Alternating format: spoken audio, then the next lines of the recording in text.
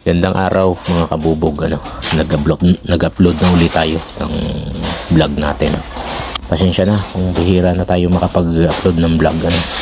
Ang huling upload natin mga kabubog ay sumali tayo ng bidding, unang pagsali natin sa bidding. At nagkatotoo na nga mga kabubog, ito nga, nanalo tayo. At kasama natin ngayon ang team kabubog sa pagkakataong ito. Dala namin yung 2 truck, 2 kulong-kulong, 2 set ng pangkating.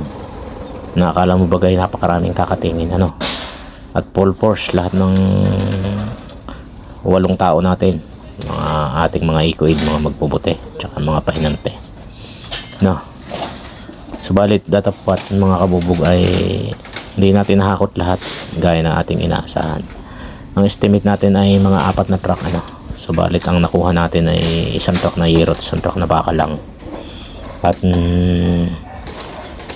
hindi natin nakuha lahat sapagkat may pumigil, hindi pa raw naipaalam sa may-ari, kumukontra yung katiwala ng warehouse, yung isang warehouse na halo-halong kalakal lang hindi natin nakuha, sayang.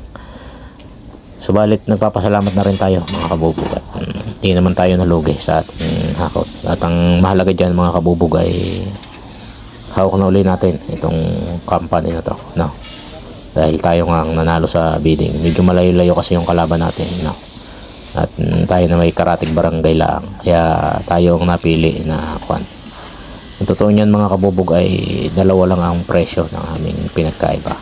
Yung isang items ay mataas siya, yung isang items naman ay ako ang mataas. Subalit ako pa rin ang pinabura ng may-ari, sapagkat meron tayong kwan, meron tayong ahente sa loob, meron tayong kontak. So binakapan tayo, at alam nyo na ang lakaran pagka ganung kwan, So unang pagsali sa bidding, panalo tayo mga kabubog. At pasensya na kayo kung bihira ako makapag-upload, hayaan nyo kwan, sa mga susunod ay dadalasan na natin ang pag-upload.